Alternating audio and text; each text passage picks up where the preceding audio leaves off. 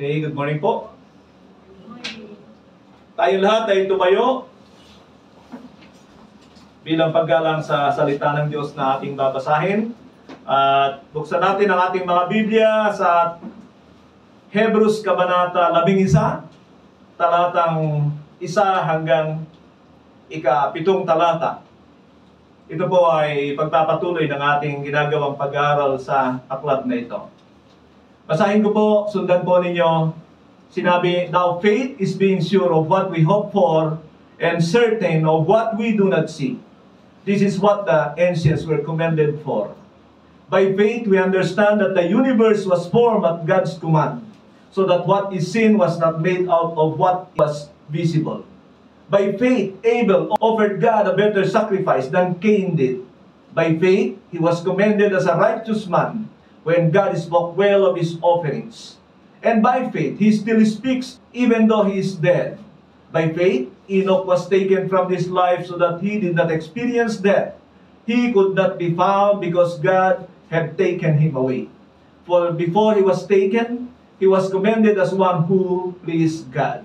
And without faith it is impossible to please God, because anyone who comes to him must believe that he exists and that he rewards those who earnestly seek him. By faith, Noah, when warned about things not yet seen, in holy fear, built an ark to save his family. By this faith, he condemned the world and became heir of the righteousness that comes from faith." Purihin po ang Diyos sa pagkabasa ng kanyang mga salita. Makakaupo na po tayo. So sa ating pag-aaral, mga kapatid, ay kung papansinin ninyo, mukhang biglang pumasok sa isang bagay na napakahalaga sa buhay natin ang author, at ito ay tungkol sa pananampalataya. Ang kabanatang ito ay tinatawag ng marami na talaan ng mga tinatawag na heroes of faith, mga bayani ng pananampalataya. And I think so, mga kapatid, sapagkat kung titingnan ninyo, ay malaki ang connection nito doon sa ating napag-usapan last time. Sa chapter 10, sa ikalawang bahagi noon, ay meron akong 4 na punto na ibinigay sa inyo na siyang dahilan kaya ito ang kanyang binigyan ng pansin dito sa chapter 11. So makikita nyo ang katotohanan sa chapter 10, beginning verse 19 to 39, second part ng ating message from this chapter. At nais ko ipaalala sa inyo ito para makita niyo yung connection ng author nito. So hindi po siya nagsasalita na abruptly ay sasabihin niya tungkol sa kahalagahan ng pananampalataya na hindi niya muna ipinakita sa kanila kung bakit ito ay mahalaga.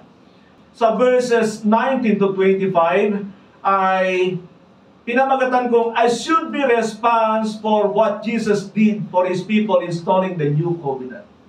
Nakakahulugan yan na doon sa ating tinalakay sa nakaraan, ay hinihiling niya sa mga tao o sinasabihan niya ang mga mananampalatayang ito na ganito kayo tumugon dapat kung kayo ay naniniwala sa ginawa ng ating punong saserdote na pagtatalaga sa bagong tipan o sa new covenant. By the way, pagkabagong tipan, mga kapatid, ang nasa isip natin ay ang mga aklat ng Biblia katulad ng Matthew, Mark, Luke dyan, o kaya ay ang Matthew to Revelation. Pero iba yung New Covenant. Ang New Covenant ay ito yung itinatag na pakikipagtipan ng Diyos sa mga tao na nangyari sa kapanahunan ng Banal na Espiritu. At yan ay napag-usapan na natin sa mga napagdaanan natin. Sa verses 26 to 31 ay pinamagatan kong warning for the danger of willful rejection of Jesus' perfect sacrifice for us.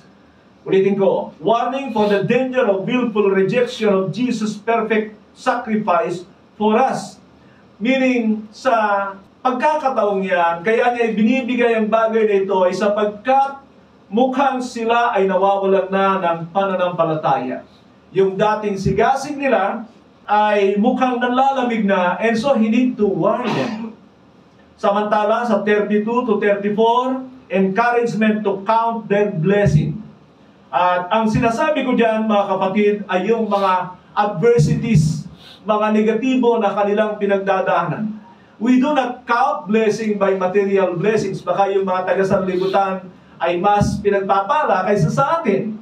Alam natin na sa New Covenant, ang mga ilang pagpapala ay katulad ng unti-unti tayong nakakalaya sa kasalanan, nagagamit tayo ng Diyos sa kanyang gawain, ang ating mga gift na bigay ng banal na Espiritu ay nagiging kagamit-gamit at unti-unti nahuhubog tayo sa wangis ng ating Panginoon Kristo.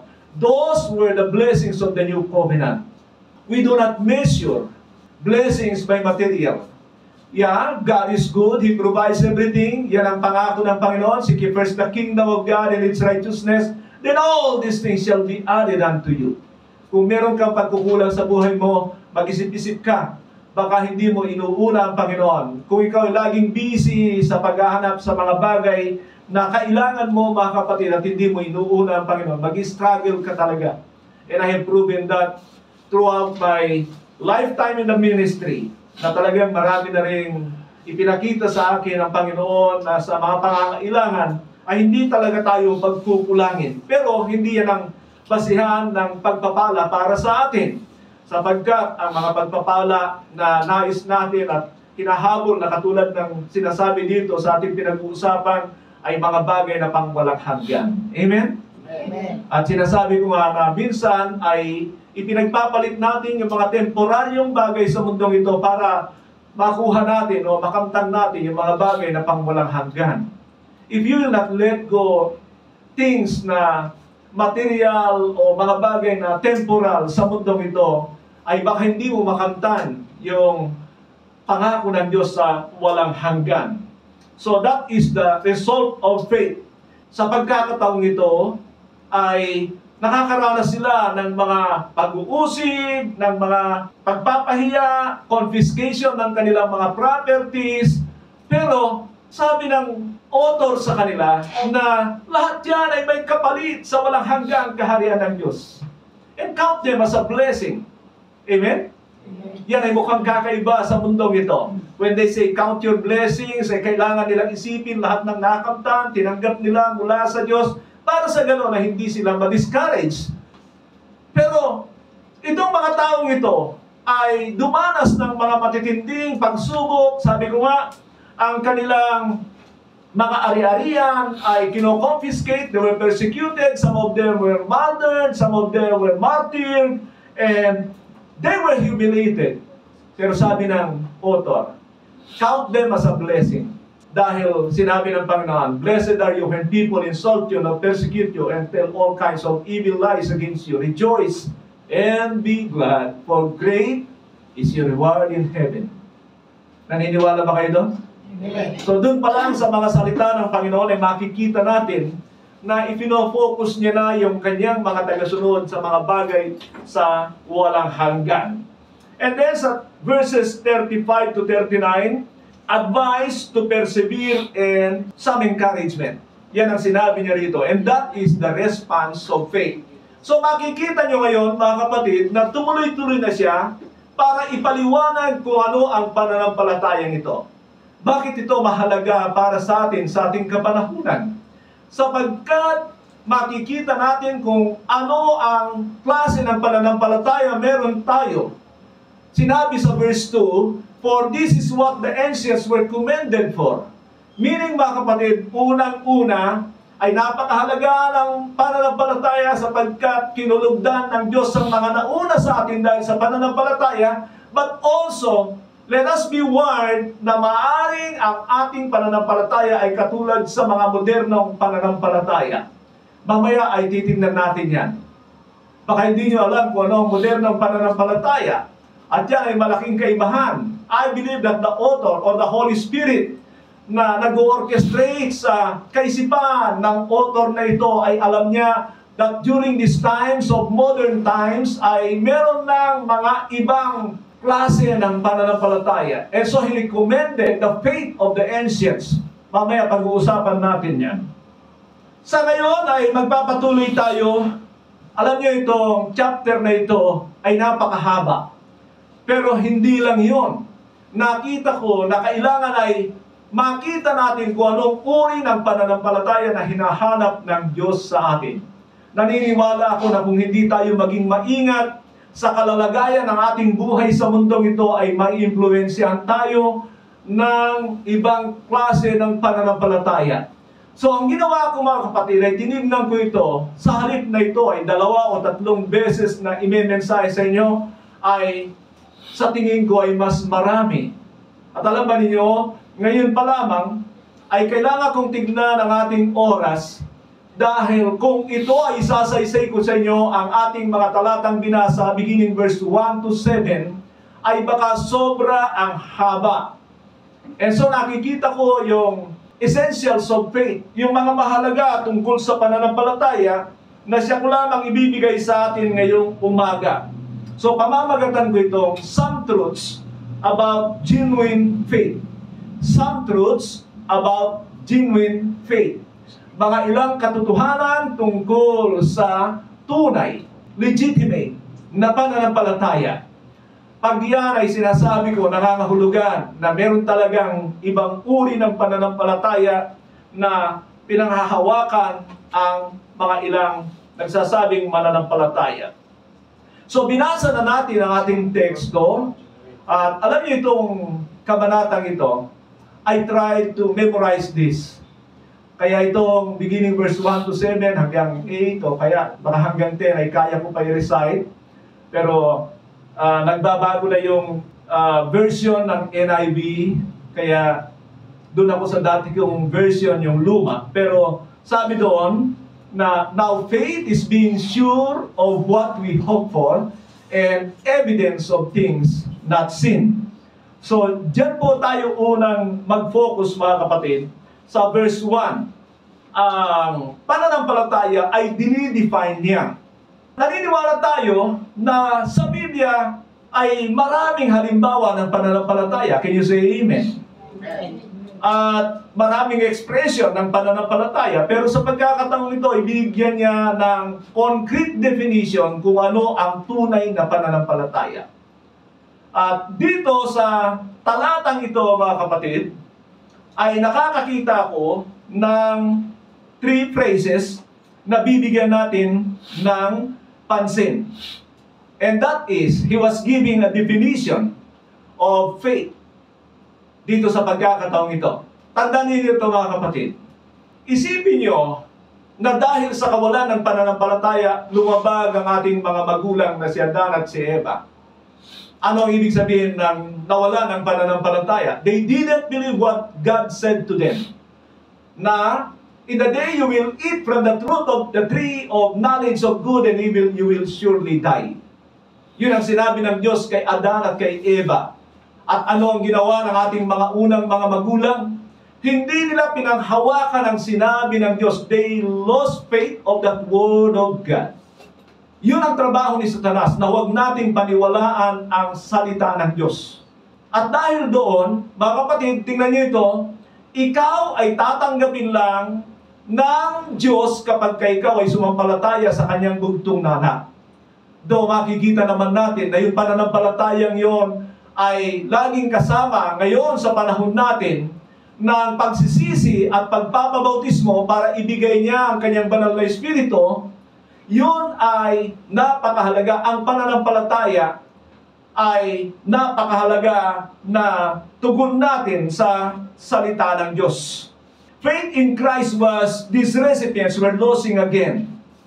Yan po ang katotohanan dito. Nawawala na naman yung kanilang pananampalataya sa Panginoon Jesucristo at kaya sila bumabalik sa kanilang dating buhay. Nangangahulugan mga kapatid na every time na tayo ay naglalamig at tila hindi naibibigay ang tama sa Panginoon o lumalabag tayo, and it's all because of the ground of lack of faith. Disobedience is a sign of lack of faith. Yan ang ipinakita ng ating mga magulang. So lagi niyong tandaan mga kapatid, ang laging issue sa lahat ng ating kakulangan sa harapan ng Diyos ay kakulangan ng pananampalataya. Nagbubunga na lang ito ng mga ibang uri ng kasalanan laban sa Kanya. Amen? But the truth is that you didn't believe kung ano sinasabi ng salita ng Diyos. Kaya mo nagagawa yung mga bagay na yan. When you hold on to that, and you are genuinely born again, you have the Spirit of God to help you to accomplish what God says. Magagawa mo yung mga bagay dahil ang Diyos ay tutulungan ka na ma-accomplish yung bagay na. So always remember, do not lose faith in God. So the next phrase na sinabi niya ay being sure of what we hope for. Meaning may mga inaasahan tayo. Amen? Amen. Kung ikaw ay may inaasahan, nangangahulugan, na una sa lahat ay hindi mo pa ito na kukuha. Being sure means certainty, unquestionable, indisputable, definitely, no more, no less, na ito ay gagawin ng Diyos. Now, dahil dyan, mga kapatid, ay napakahalaga lalo na sa ating kapanahunan na alam mo ang kalooban ng Diyos. You cannot just trust anything na gusto mo sa iyong buhay na mangyari ito. Alam niyo, ang daming Kristiyano na kapag ka sila ay pinagpapala sa material na bagay, they claim it to be the blessings of God. Pero hindi laging ganon sa New Covenant, mga kapatid. I mean, marami sa banal na kasulatan ay ang ipinapakita niya na pananampalataya ay kasama yung pagtitiis at paninindigan sa katotohanan at hindi laging umaasa ng maganda. Maraming Kristiyano ay inaakala nila na dahil sa kanilang pananampalataya ay mamanipula nila ang Diyos na hindi sila daranas sa mundong ito. Sasabihin ko sa inyo ngayon, that's not the essence of the true faith in the New Covenant. Iba ang ating kapanahunan. Kapag tayo ay may pag-asa, mga kapatid, at base sa pangako ng Diyos, you know, we entered the covenant with God when we were born again. Doon din tayo pumasok sa kaharian ng Diyos, doon tayo pumasok sa tipan sa Diyos, at kailangan nating maunawaan ang mga provisions ng covenant na yan. And the provisions of the covenant are the commands of Christ. Iisa lang yan, the words of Christ. So ngayon, kung hindi mo alam yan, wala kang panghahawakan. Katulad ng maraming Kristiyano na sila'y humahawak sa anumang gusto nila at parang minamanipula nila ang Diyos sa pamamagitan ng kanilang pananampalataya na magkakaroon sa nito dahil sa kanilang paniniwalang gagawin ng Diyos. Pero hindi naman pala pangako ng Diyos at kagustuhan ng Diyos, at diyan ay nakakapasok ang kaaway. Walang iba kundi ang diablo. So be careful with that. Kaya napakahalaga ng sinabi ng Panginoon, teaching them to obey all that I have commanded you. At maraming aspeto na yan, kumpleto na yan, kung alam natin ang mga batas at mga utos ng Panginoon Kristo, which are also the provisions of the New Covenant. May mga ilan lang na mga pagpapaliwanag ng mga apostol sa bagay na ito, para sa ganoon ay klaruhin din katulad ng ginagawa ko sa inyo, dinadagdagan ko ito ng mga bagay na nasa Biblia rin. And that is giving you the clarity, mga kapatid, para sa ganoon ay mapanghawakan natin ang mga salita ng Diyos. Certainty of what we hope for. Meron tayong mga pag-asa sa Diyos. Amen? Amen. Pero hindi yung kagustuhan natin. Inuuna ko na yan, pero makikita natin yan sa mga susundan nating mga tao na ibinigay na halimbawa dito sa atin. Now, tingnan nyo ito, mga kapatid. Are you certain of things that you cannot see? Sigurado ka ba na may mga bagay na hindi ka nakikita? Sabi ng isa. Alam mo, naniniwala ka ba sa bagay na hindi mo nakikita? Marami kasi ay to see is to believe. Kailangan ay makita nila bago sila maniwala. Pero ang buhay ng Kristiyano o ng mga Kristiyano ay kailangan maniwala ka na yung iyong pinanghahawakan sa Diyos ay meron talaga. Yan ang sinasabi niya rito. Tingnan niyo ito, mga kapatid. Sino rito naniniwala may hangin? Amen. You do not need to believe there is air. Patay na tayo kung walang hangin. That's not faith. We are using our physical senses, mga kapatid. At hindi yan makatotohanan ng pananampalataya. Naniniwala ka ba na ikaw ay may utak? Sabi naman ng iba. Ay, siyempre naman. Ay, siyempre, kasi nakakapag-isip ka. So that's not, again, a proof of faith.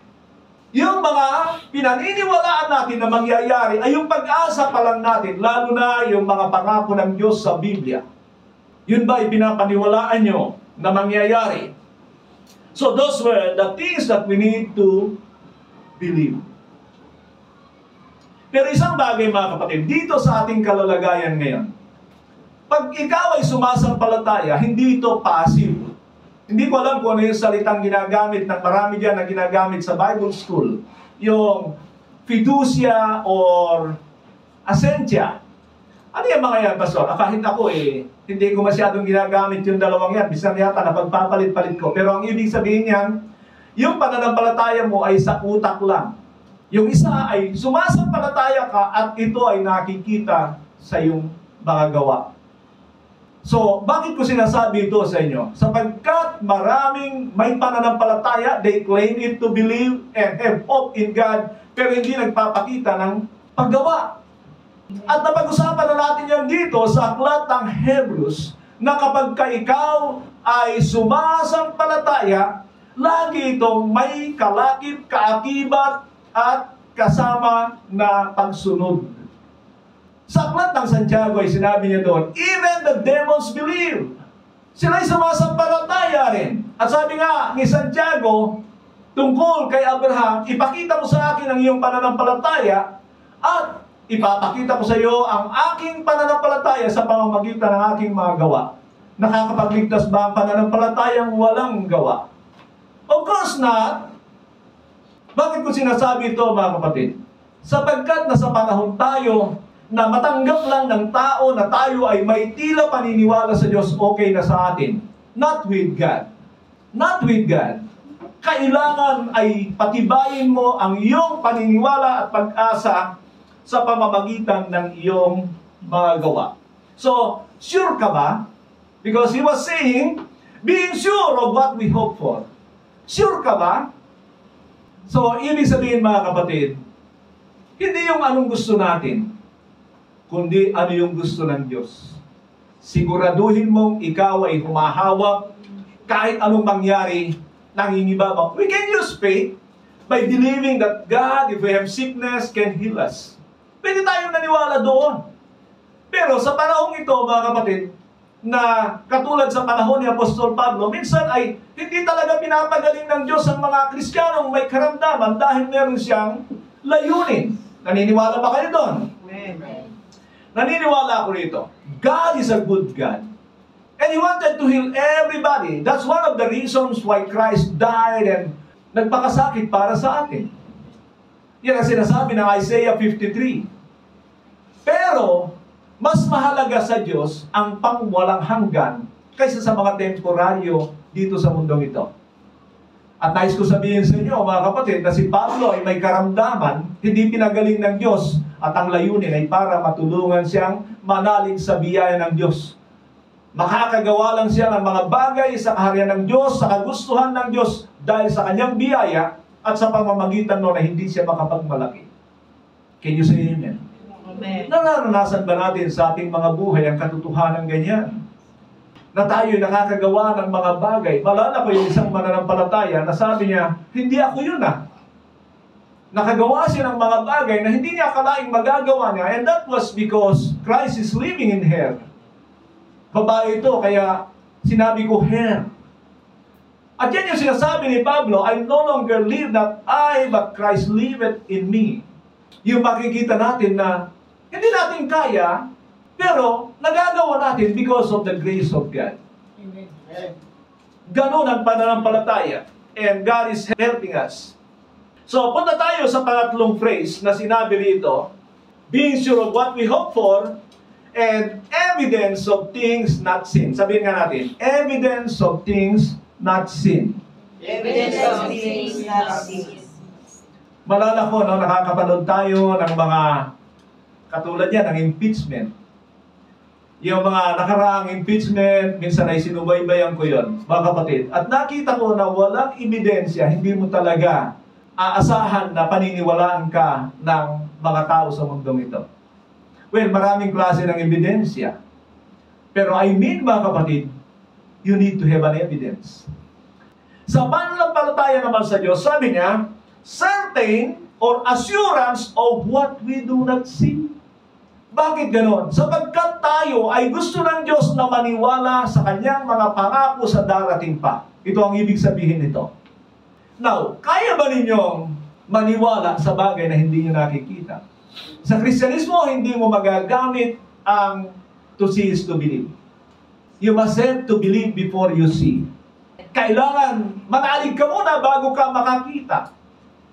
Yun ang pananampalataya natin. So, tayo ay may pag-asa, at itong pag-asa na ito, makinig kayo, ay hindi pa natin hawak, future pa ito. Sabi nga ng Biblia, so we fix our eyes not on what is seen, but on what is unseen. Since what are seen is temporal, or sin is temporal, but what is unseen is eternal. Mga kapatid, ano sinasabi ni Paul dito sa mga taga-Korinto? Ang mga bagay na nakikita ay mga temporaryo yan. Yung mga bagay na pangwalang hanggan ay mga bagay na hindi natin nakikita ngayon. Pero ang gusto mong makita nyo rito, mga kapatid, ay yung sinabi niya, fix your eyes on things not seen.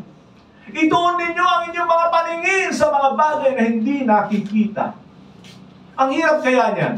Subukan nyo yan na tumingin kayo sa walang nakikita. Maduduling kayo. When you have that faith, it must be from the heart. Yung iyong gagamitin ang iyong puso na meron talagang inihanda ang Diyos na bagay na hindi nakikita para sa atin. Napakahalaga ng bagay na ito. Ang mundong ito, mga kapatid, ay hindi talaga maniwala hanggat hindi nga nakikita. Malala pa, basahin ko sa inyo itong Romans chapter 1, beginning verse 18. Sabi niya, the wrath of God is being revealed from heaven against the godlessness of the wickedness of the people, who suppresses the truth by their wickedness. Since what may be known about God is plain to them, because God has made it plain to them, for since the creation of the world, God's invisible qualities, His eternal power and divine nature have been clearly seen, being understood from what has been made, so that people are without excuse. Ano sinasabi niya? Ang mundong ito hindi naniniwalang may Diyos. Walang takot sa Diyos. Nagpapakasasa dahil hindi naniniwala sa mga bagay na hindi nila nakikita. Samantala sabi ng Biblia, oy, imulat ninyo ang inyong kaisipan. Imulat ninyo ang inyong mga mata. Imulat ninyo ang inyong mga puso at makikita nyo. Lahat ng pruweba na may Diyos ay nandiyan na. Pero ang tao rito sa mundo nito, alam niyo, ang hindi mo mapapaniwala talaga yung sinaraduhan niya ang kanyang kaisipan sa katotohanan. Ang daming pruweba sa mundo ito, kahit anong gawin mo sa taong ayaw maniwala, hindi mo talaga mapapaniwala. Yan ang problema. Alam niyo ba kung bakit tayo nandirito ngayon? Because at one point we believe that there is a true God. Yung pananampalatayang yun sa totoong Diyos ay katiting lang. Nakita lang tayo ng Diyos ng totoo na talagang tayo ay naniniwala sa Kanya. And from there, the grace of God works. Gumawa ang biyaya ng Diyos sa ating mga buhay dahil doon. And now, God is helping us. And we continue to believe. Tignan niyo ito mga kapatid. Patuloy tayong sumasampalataya. Nadadagdagan ang ating kaalaman. Nag-aaral tayo. Those were proof that we believe in God. And habang tayo ay nag-aaral, natututo tayo, at pagkatapos ay pinanghahawakan natin, meron talaga tayong malaking pag-asa. Ang mundo ito hindi ganoon. And God calls it wickedness. Sabi pa ng Colossians 3:1 and 2, ito yung memory chapter natin. Since then you have been raised with Christ, set your hearts on things above, where Christ is seated at the right hand of God. Set your minds on things above, not on earthly things. Alam niyo ang ibig sabihin? If you are a worldly Christian, hindi mo ba itinutuon ang iyong puso at kaisipan sa mga bagay na hindi nakikita? Na nandoon, na tinapos na ni Kristo para sa atin. He is seated at the right hand of God. Everything has been settled. Tapos na. Sabihin mo sa katabi mo, tapos na, kapatid. Tapos na, kapatid. Naghihintay na lang tayo. So, punta tayo sa second verse natin. At ano ang sinabi niya? For this is what the ancients were commended for. Wow! Ano ibig sabihin? This is what the ancients were commended. Sino yung ancients na yon? Mga kapatid, ancients can be the people na ibinigay niya rito. Naniniwala ako na hindi lahat. There are a lot of people of faith in the Bible. They are the people na nandito na isinaysay niya. At yan ay pag-uusapan natin, yung mga taong ito, tignan natin kung anong uri ng pananampalataya meron sila at kung anong uri ng pamumuhay meron sila. Anong pag-asa meron sila? Sila ba ay nagtamasa sa mga bagay sa mundong ito dahil sa kanilang pananampalataya? Tignan natin. Dahil malamang kung hindi ito ang gagayahin natin, ay makikita natin ang mundong ito, yung mga modern faith preachers na sila ay nagtatamasa. Ang halaga ng sinabi niya, for this is what the ancients were commended for, ay dahil purong-puro talaga na pananampalataya ang meron sila.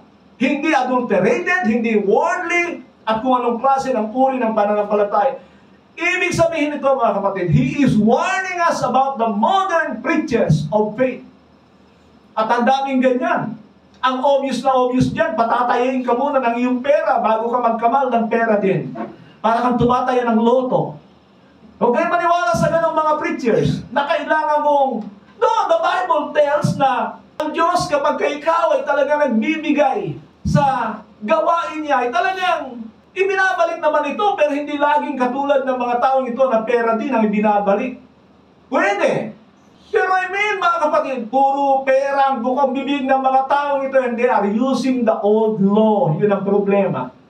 E tatakutin nila ang mga tao na hindi magbibigay sa kanila. Those are the modern preachers. Hindi yan yung pupuntahan natin. Kakaibang pananampalataya ang ipinakita ng mga ancients na ito. Mas maganda marahil. Kaya niya sinabi, for this is what the ancients were commended for. So, titingnan natin yan. Baka tayo pala ay katulad na ng mga nasa paligid natin. Kung yung mga tao sa ating paligid, mga kapatid, ay humahantong sa ganitong uri ng pananampalataya, hindi tayo naiiba. If we envy them, at hindi natin titignan kung ano sinasabi ng Biblia, isang bagay sigurado ko, magiging ganyan din ang uri ng pananampalataya meron ka sa panahong ito. They are modern faith preachers. So kaya niya sinabi ito. Punta tayo sa verse 3. Sabi niya, by faith we understand that the universe was formed at God's command, so that what is seen was not made up of something visible. Unang-una makikita natin na dapat meron tayong understanding. Understanding with faith. Hindi pwedeng naniniwala ka lang sa hindi mo naunawaan. Nakukuha niyo? Panghawakan mo yung hindi mo unawa. By faith, we understand that the universe was formed at God's command. Another implication of that is that nothing is impossible with God. Our God created everything by His Word. Lumalangman siya ng tao, mga kapatid, ay galing na sa kanyang salita ang mga nilalang niya na tao. From dust, hinubog man niya ito sa kanyang kamay. Katulad ng mga hayop ay galing pa rin sa kanyang mga salita. At alam niyo kung sino yung salitang yan. Kaya ang mundong ito ay naniniwala sa Big Bang. Ano yung Big Bang? Evolution. Na ang lahat ng bagay na nandito sa mundong ito is because there is something na pinagmulan ito, but not with the Word of God. Ang Biblia ay sinasabi niya na sa pamamagitan ng salita ng Diyos mula sa kawalan ay lumabas ang lahat ng bagay. Ang mundong ito ay sinasabi niya mula sa atom, sa elemento, ito ay nag-evolve at pagkatapos lumaki at pumutok. That is the Big Bang. At pagkatapos may unti-unti na lumalabas na may buhay mula doon sa tadpole. Alam niyo yung tadpole? Yung palaka, yung anak ng palaka, pagkatapos hanggang sa naging unggoy, hanggang sa naging tao. Payag ba kayo, no? Hindi na sinasabi ng Biblia. Ang sinasabi ng Biblia, from out of nothing, God can create everything He wanted for His glory, pleasure, and joy for eternity. Ang mundong ito, inaalis talaga yan because they cannot believe na pwedeng magkaroon ng mula sa wala para magkaroon ng meron din. Naunawaan niyo ba yung sinasabi ko? Kailangan maniwala sila, may pinagmulan kasi yan kaya meron yan. Hindi sa Diyos. Sa Diyos, Wala. Ano ang ibig sabihin dito? Wala tayong nakikita ngayon, wala tayong nararamdaman ngayon, wala tayong anumang bagay na pwedeng gamitin ang ating mga senses. But still, God can do anything that is according to His purpose, plan, and pleasure, and according to His word. Tayo, tinatansya rin natin minsan ng Diyos. Diba? Oh, sabi ko nga dun sa video nyo, mga kababaihan, meron ako sinabi doon na napakinggan ko. Nakikinig ako sa labas nung kayo ay nagdi-discuss. Nasabi ko doon, kaya maraming Kristiyano hindi makapaglingkod dahil wala silang pananampalataya. Kailangan i-provide muna ni God ang lahat ng kanilang pangangailangan bago sila makapaglingkod. That's not faith at all. Alam niyo kung ang Panginoon, hinintay niya muna na lumabas ang lahat ng kanyang pangangailangan. Hindi siya magkakapaglingkod sa Diyos. Ang mga alagad niya, nung sila'y pahayuin, anong sinabi ng Panginoon? Sabi niya, alisin niyo yung mga lukbutan, iwan niyo yung mga wallet niyo. Magdala kayo ng sako. Hindi. Kasi yun ang ginagawa ng marami ngayon. What do I mean, mga kapatid? Sumunod lang kayo. Ang marami, sumusunod yan dahil nakikita nila yung pakinabang sa gawain. Ginagamit nila ito para sila ay maging mayaman. Hindi ganyan ang pananampalataya ng ating Panginoon at ng mga apostol. Nakikita nyo na? These modern preachers today ay ginamit na ang mga salita ng Diyos, Biblia, at kanilang sariling halimbawa. Maraming naglilingkod. Maalala ko na may dati akong kasamang grupo na kung ikaw ay hahayo at ikaw ay mag-start ng church, meron ka kaagad 18,000. Bakit 18,000? Yun yung pera na tinatanggap na basic ng mundong ito. So sasabihin nila, kasi ang mundong ito ay mayroong basic, bakit naman yung mga maglilingkod sa Diyos? Malala ko yung isang gustong maging missionary na nagsusulisit kung kani-kanino, pati sa akin. Hindi ko alam kung nasabi ko sa kanya na kung ganyan ang uri ng iyong pananampalataya. I think with love. Kaya lang, pag sa sulat na, baka depende na yun sa interpretasyon niya. Kung ganyan ang uri ng iyong pagsunod sa Diyos, aasa ka ngayon diyan sa sulisit. Magiging solicitor general ka na. Marami din yan. Pero ang punto ko diyan, nakakapaglingkod lang sila sa Diyos dahil sa pakinabang ngayon. And they are not sacrificing. Hindi ganyan ang mga sinusundan natin. Yung mga ancient na sinasabi rito sa Biblia, we will know them later on. Kaya maging maingat tayo sa ating pananampalataya. So sabi niya, by faith we understand that the universe was formed at God's command so that what is seen was not made out of something visible. Now, ulitin ko na naman ito, na sa ating kapanahunan kasi kumpleto na yung Bible. Amen? And through having knowledge of the entirety of the Bible, yung alam mo, yung kaisipan ng Diyos, nandito ang kalooban ng Diyos. That will of God is very important for us. Kasi hindi katulad sa mga old. Pero meron silang pamantayan. What do I mean with that? Na sa atin naman, nandiyan na, inilatag na lahat ng Diyos ang kanyang kalooban sa atin. Pag-aralan na lang natin. Yan ang sinasabi ng Romans 12:1 and 2. I urge you therefore, brothers, in view of God's mercy, to offer your bodies as a living sacrifice, holy and pleasing to God. This is your spiritual act of worship, and be not conformed to the pattern of this world, but be transformed by the renewing of your mind, so that you may perceive what God's will is. Ano ibig niya sabihin? Mabuhay ka ng may kabanalan bago mo maunawaan ang kalooban ng Diyos. Pero mag-aaral ka pa. Now, because we know the will of God, ganito ang sabi ng 1 John 5:14. Hindi ko may recite, kaya tingnan ko sa Biblia. 1 John 5:14. This is about prayer, mga kapatid. And it has a connection with the will of God. Sabi niya, this is the confidence we have in approaching God, that if we ask anything according to His will, He hears us. Sabihin natin, according to His will. According to His will. Nangangahulugan yan na napakahalaga na alam natin ang kalooban ng Diyos. Now, gusto ko tumalon dito sa verse 6. Dahil ito ay, bagamat ito by context ay tumutukoy kay Enoch, si Enoch. Pero ito ay essential o mahalaga sa tunay na pananampalataya. May connection sa pananampalataya. Sinabi niya, and without faith, it is impossible to please God, because anyone who comes to Him must believe that He exists and that He rewards those who earnestly seek Him. Pag wala ka daw pananampalataya, hindi nalulugod si Lord sa iyo. Amen? Tandaan niyo ang katotohanan ito. Makinig kayo rito. Dapat alam niyo ito. May dalawang uri ng pananampalataya sa Biblia. You are believing in Christ for your salvation. Ang ikalawang pananampalataya ay sumasampalataya ka araw-araw. Inoris mo yung pananampalatayang yan. Makinig kayo maigi. Yung pananampalatayang yan ay kailangan ay talagang mapalago mo. Baka mawawala unti-unti yan.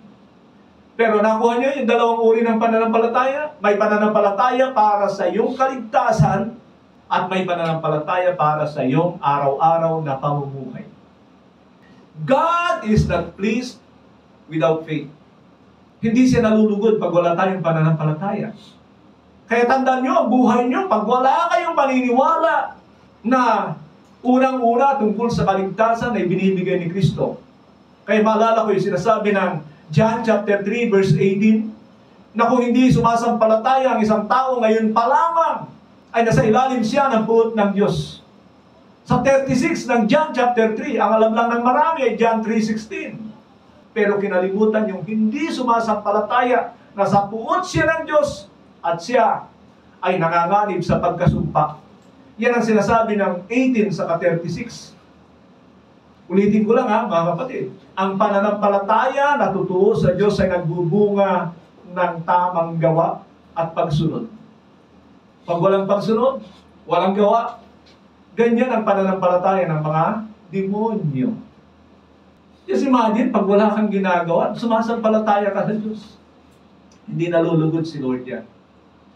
Sigurado mga kapatid na hindi natutuwa si Lord sa pananampalatayang walang gawa.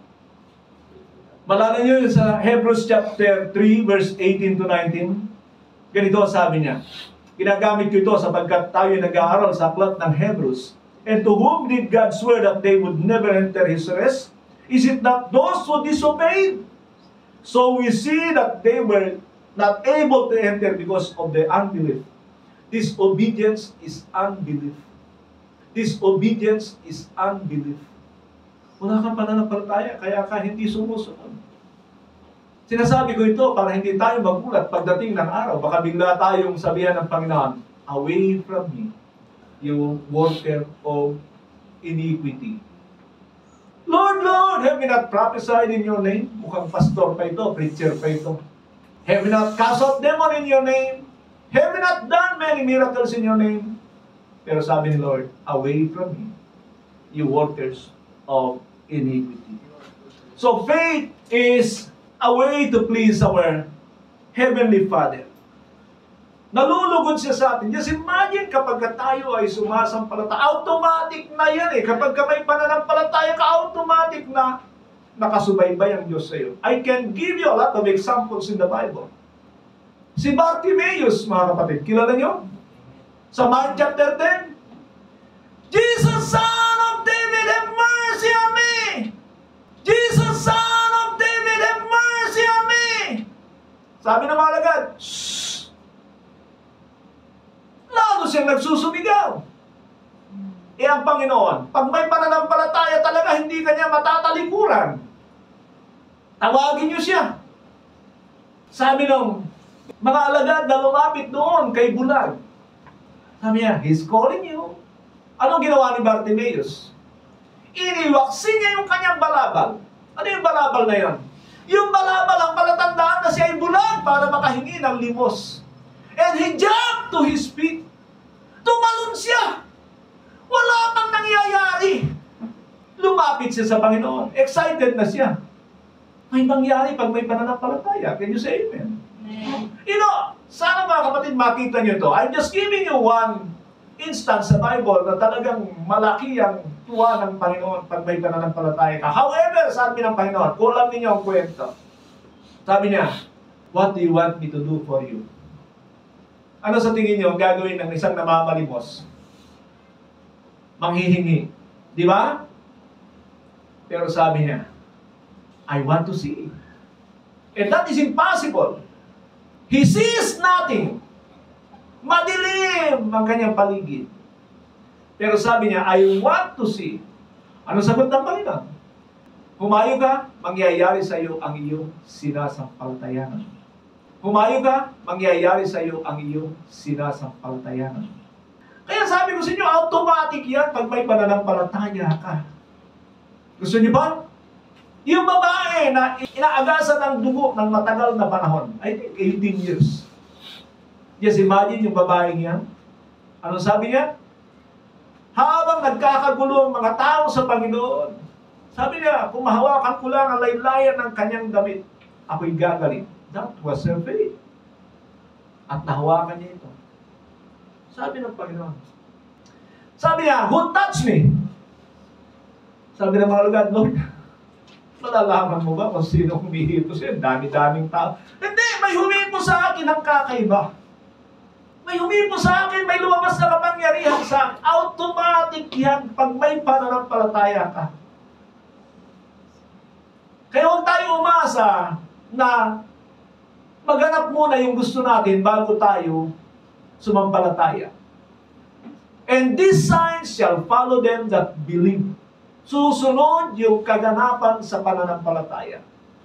Binakita ko sa inyo yung mga halimbawang yan, mga kapatid. Marami tayong matututunan dito sa totoong pananampalatayang ito.